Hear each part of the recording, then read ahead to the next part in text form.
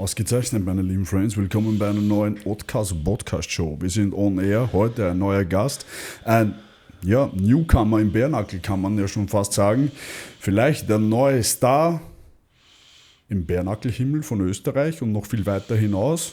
Aber zuerst einmal das Intro. Let's go. Let's do it.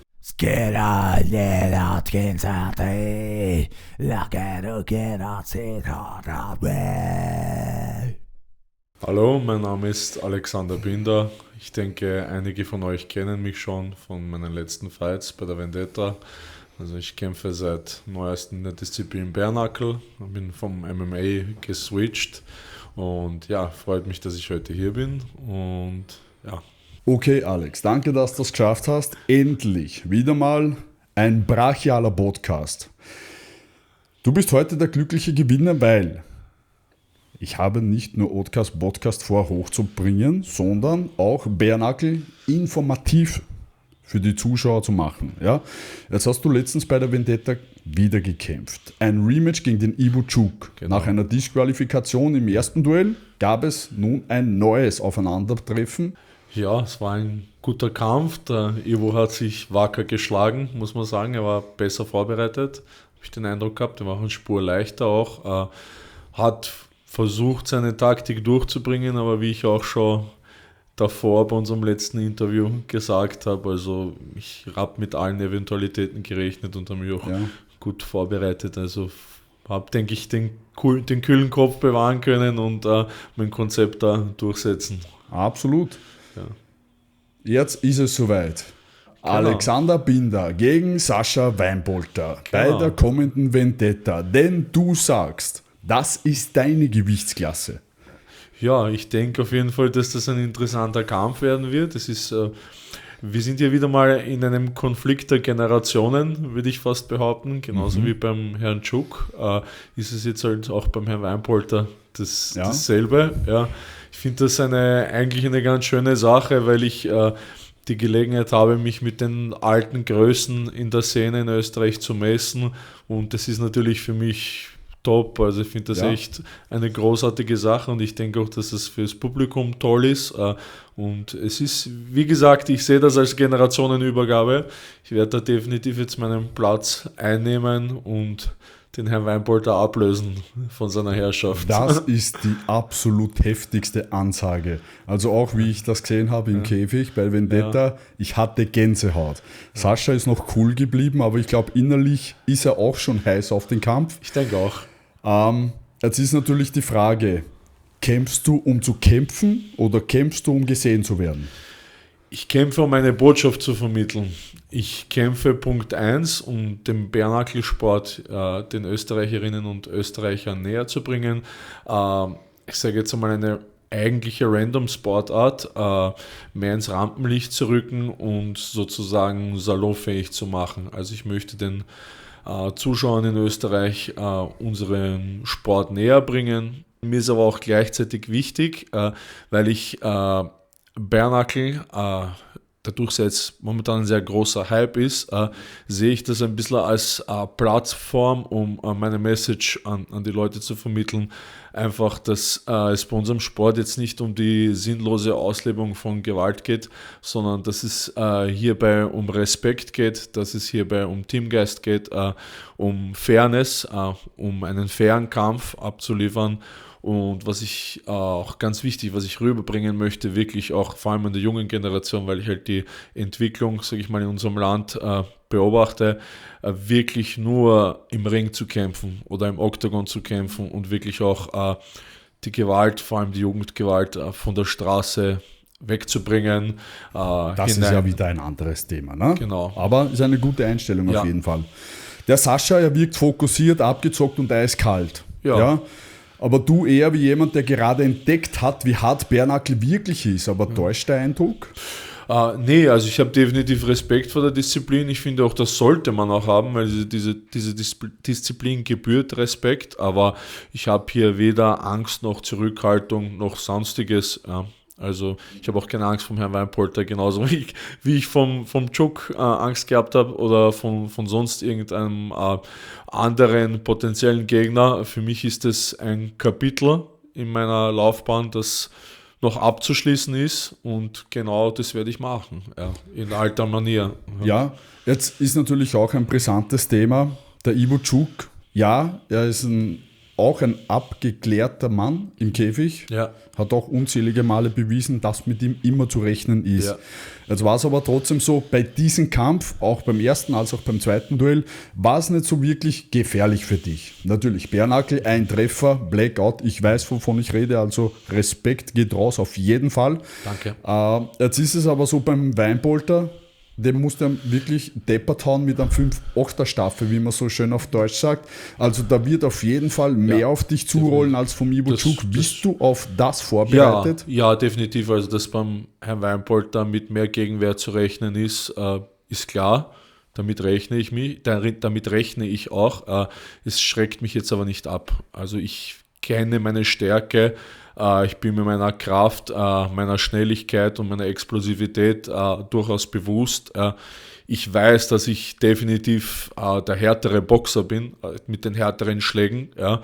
Und ich weiß, dass ich auch eine Menge einstecken kann. Ich weiß, dass ich vor allem für mein Gewicht eine enorme Kondition aufweisen kann. Und von dem her, ich habe Respekt vor ihm als Kämpfer, als Sportler. Das habe ich auch vom Herrn Tschuk genauso dasselbe. Genauso Respekt gehabt. Aber es schreckt mich jetzt nicht ab. Also das muss ich ganz klar sagen. Was mir auffällt, du sagst schon Herr Tschuk und Herr Weinbolter. Ja, sind ja doch ein bisschen älter als ich. Shoutout, Respekt geht raus auf jeden Fall. Du bist auf deinem Weg sehr stolz, ja? Immer sehr respektvoll, alles was du sagst hat eigentlich auch Hand und Fuß und du übernimmst dich auch nicht in dem, was du sagst. Nein. Aber wo genau war da bisher echtes Risiko? Ist das jetzt dein erster echter Test unter Druck? Ich denke, dass das ganze Leben ein Test ist, wenn ich ehrlich bin. Ich denke, dass jede Vorbereitung ein Test ist, jede Trainingseinheit, jeden Tag, an dem man aufsteht, entscheidet man, wie esse ich, wie oft gehe ich trainieren, wie gestalte ich mein Training, wie gestalte ich meinen restlichen Tagesablauf. Also das alles in allem ist ein Risiko. Ja. Aber natürlich, der Weinpolter ist jetzt definitiv ein interessanter Kampf, ja, und ist auf jeden Fall ein ebenbürtiger Gegner und das freut mich sehr. Also ich bin sehr glücklich über den Kampf, ich freue mich riesig darauf. Ist eine super Gelegenheit und ich denke, das wird sehr interessant werden. Du redest auch immer vom Respekt, aber hat Sascha dich überhaupt jemals wirklich ernst genommen oder kämpft er einfach, um dich zum Schweigen zu bringen? Er wird mich ernst nehmen. Das verspreche ich euch, ja. Aber wie schon gesagt, ich bin kein Mann, der groß ankündigt oder große Töne spuckt. Ich werde am 11.10. meine Leistung sprechen lassen und danach wird es keine Fragen mehr geben. Wie ist bisher die Vorbereitung? Ich habe schon angesprochen, der Sascha Weinpolter ist ein extrem zäher Knochen. Also wie gesagt, den musst du wirklich permanent unter Druck stellen. Wie bereitest du dich vor auf diesen Druck und vor allem, wie bereitest du dich vor, dass du mit diesen Schlägen umgehen kannst während des Duells? Also wie gesagt, meine Vorbereitung läuft planmäßig ab. Also ich bin fleißig am Trainieren, also sowie konditionell als auch krafttechnisch, technikmäßig bin ich auf einem sehr guten Stand, beziehungsweise das geht auch noch nach oben, ist auch noch Luft nach oben. Ja, ich bin da sehr zuversichtlich eigentlich. Ich mache mir da eigentlich keine Sorgen. Ja, es wird auf jeden Fall heftig und spektakulär. Jetzt hast du nämlich die Chance, den Sascha Weinpolter tatsächlich zu stoppen. Genau, Ja? das ist mein Auftrag. Das ist jetzt dein Auftrag. Ja. Wie geht es dann weiter? Gehen wir davon aus, okay, diesen Kampf, der geht an dich. Es ist eine 50-50 Chance trotzdem. Du hart, er massiv, du massiv. Von der Erfahrung spricht trotzdem mehr für ihn. Das stimmt, aber ja. Gehen wir davon aus, du gewinnst diesen Kampf. Wie geht es dann weiter? Also ich bin so ein Step-by-Step-Mensch, muss ich ehrlich sagen. Ich plane kleine Schritte und momentan ist mein Auftrag der Weinpolter. ihn zu schlagen. Und das werde ich mit aller Härte durchsetzen, werde mich von nichts auf dieser Welt davon abhalten lassen. Und danach plane ich weiter. Momentan gibt es keine anderen Pläne. Momentan ist der Plan der Kampf am 11.10. Das wird durchgezogen, planmäßig, ohne Wenn und Aber.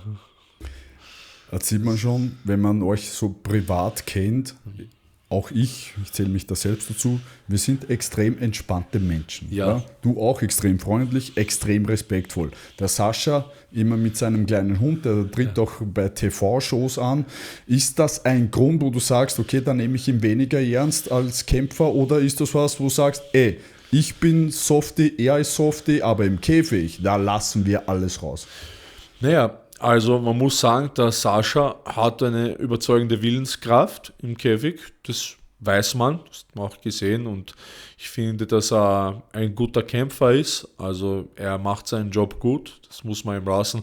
Was er privat macht, das sei jetzt einmal so dahingestellt, mit diesem Hund, der ist ja ganz lieb, ich habe den Hund auch schon kennengelernt, Chelsea, glaube ich, heißt sie. Genau, Chelsea. Liebe kleine Hündin, ich habe auch einen Hund, also einen Rottweiler habe ich, Lilith, ist jetzt schon 8 Jahre mittlerweile, also ich bin auch ein Tierfreund, also ich habe jetzt da jedem das seine, sagen wir mal so, ja. Also ich meine, ich kaufe meinem Hund jetzt keine Jacken um 1.000 Euro oder sowas. Das mache ich nicht, ehrlich gesagt. Aber okay, wie gesagt, jedem das seine. Wenn es ihn glücklich macht, dann soll er es machen. Irgendein Thema, was du unbedingt ansprechen möchtest? Ja, also wenn wir schon im Podcast sind, möchte ich die Gelegenheit nutzen, um mich bei meinem Trainerteam zu bedanken. Auch also beim gesamten Team vom Hero Gym und vor allem bei meinem Head Coach, dem Marco Fidanzia, für die ausgezeichnete Arbeit bei den letzten Kämpfen, und an meinen Trainingspartner Gary Turek. Also das sind so meine Leute, meine People, und auf die bin ich sehr stolz. Also das ist ja schon mal heftig. Gary Turek, das ist ja so das Urgestein, wo man sagt, wenn du mit denen Sparring machst und du überlebst das, dann bist du auf jeden Fall mal auf der sicheren Seite. Ja, definitiv. Der ist schon heftig, der Typ. Mit welchen Leuten, oder weißt du eventuell, mit welchen Leuten der Sascha trainiert? Nee, also ich weiß da jetzt nichts Konkretes dazu. Ich bin jetzt auch nicht so der Typ, der Spionagearbeit macht oder der Gegner observiert oder sowas. Ich konzentriere mich auf mich, also ich ziehe mein Konzept durch, ob der Sascha jetzt, auch wenn er mit Conor McGregor trainiert, sag ich mal, es ist mir relativ egal. Ja. Also ich glaube, er ist bei der MMA Academy Baden, glaube ich, für die kämpft er jetzt, der Draxler, glaube ich, ist sein Trainer, ist sicher kein schlechter Mann, also er wird schon ein professionelles Team haben, davon bin ich überzeugt, ja, definitiv. Es wird auf jeden Fall spannend. Wann ist Stichtag? 11.10. 11.10. bei der Vendetta im Hallmann-Dom. Da wird die Kacke aber so richtig am Dampfen sein. Aber richtig. Wenn du gegen den Sascha Weinpolter in den Käfig steigst, da werdet ihr dann alleine euch gegenüberstehen, ohne irgendwelche Coaches, ohne irgendwelche Fans oder ohne irgendeinen Anhang. Ihr zwei alleine, blanke Fäuste, direkt unter die Haut, direkt auf die 12 und... So soll es sein. So wollen wir das haben. Ich kann es nicht mehr erwarten. Ich werde da wird so richtig auf die Fresse geben und ich freue mich heftig drauf. Ich mich auch. Tickets im Vorverkauf gibt es natürlich schon, soweit ich informiert bin. Natürlich, ja. Es wird ein sehr gut besuchtes Event werden wieder. Es wird absolut ausverkauft sein. Ich weiß, dass ihr zwei diese Halle zum Beben bringen werdet. Ich danke dir fürs Kommen auf jeden Fall. Sehr gerne, danke für die Einladung. Nächster Gast ist Sascha Weinpolter. Der wird natürlich dann auch einige spezielle Fragen von mir erhalten. Das war's mit der Podcast Show. Wir waren on air mit Alexander Binder. Der kämpft bei der kommenden Vendetta gegen Sascha Weinpolter. Seid gespannt, denn das wird absolut heftig. Let's go, let's do it. Jetzt kannst du noch was sagen. Ja, Leute, abonniert den Podcast, ist echt ein guter Channel, immer wieder sehr interessante Beiträge, vor allem zum Thema Bärnackel, also supportet unseren Freund ein bisschen. Let's go. Let's do it.